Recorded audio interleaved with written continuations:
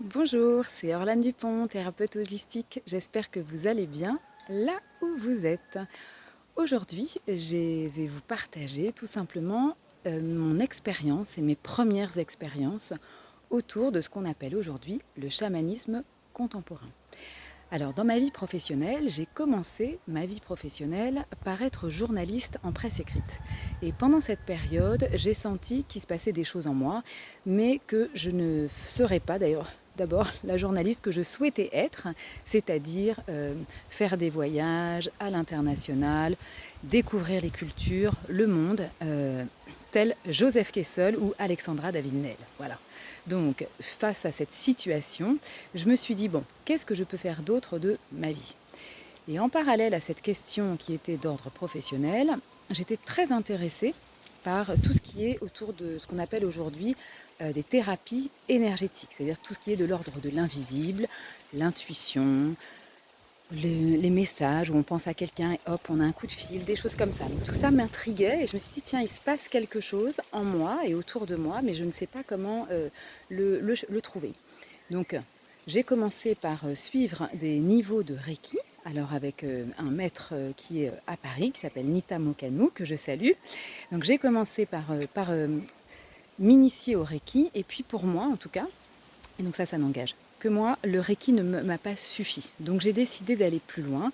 Et grâce à une amie avec qui on se posait plein de questions, on discutait énormément sur tout ce qui se passait dans l'invisible, j'ai découvert les livres de Barbara Brennan, qui a écrit notamment Le pouvoir bénéfique des mains, en anglais c'est Hands of Light, et qui en a écrit par la suite. Donc Barbara Brennan, qui a écrit vraiment cet ouvrage au niveau de l'énergétique, m'a permis tout simplement de travailler avec une thérapeute en France et de travailler sur les niveaux énergétiques. Donc c'est-à-dire travailler sur l'aura, le champ qui est autour de nous, le hara, cette ligne dite verticale, qui se retrouve d'ailleurs en médecine traditionnelle chinoise et aussi dans l'Asie d'une manière générale. Alors après, ça ne va pas s'appeler exactement pareil, mais en tout cas, tout se rejoint.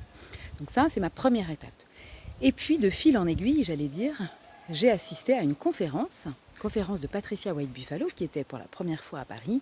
Et là, donc Patricia, lors de ces conférences, explique bien sûr ce qu'est le royaume chamanique, la réalité non ordinaire, etc. et fait partir les gens en voyage. Et donc moi, j'étais assez sceptique, puisque je suis quelqu'un donc assez, on va dire, un peu structuré, qui se dit qu'est-ce qui va se passer, un petit peu peur aussi, bien sûr, au ventre. Et j'ai donc partagé avec ces voyages avec elle et d'autres étudiants. Et là, pour la première fois de ma vie, j'ai senti que je partais en état modifié de conscience et qu'il se passait plein de choses pour moi. Alors mon premier voyage, bien sûr, a été de rencontrer, ou en tout cas de tenter de rencontrer des animaux, et ce que j'ai pas forcément vu d'ailleurs. Mais il s'est passé plein de choses. Ça veut dire que je suis allée dans un état qui fait que j'ai vu beaucoup de choses, voilà, beaucoup de visions, de personnes, etc. Mais j'ai pas forcément trouvé mes animaux. C'était pas grave, j'étais tellement heureuse d'avoir pu voir des choses que cela m'a vraiment profondément bouleversée. Et puis je me suis dit, ok, le chamanisme est une voie intéressante, mais j'avais quand même la peur au ventre de me dire, que va-t-il se passer si je vais plus loin dans mes peurs, etc., etc. Aujourd'hui, donc je m'arrête là et je vous partage la suite dans une prochaine vidéo. À bientôt, ciao ciao.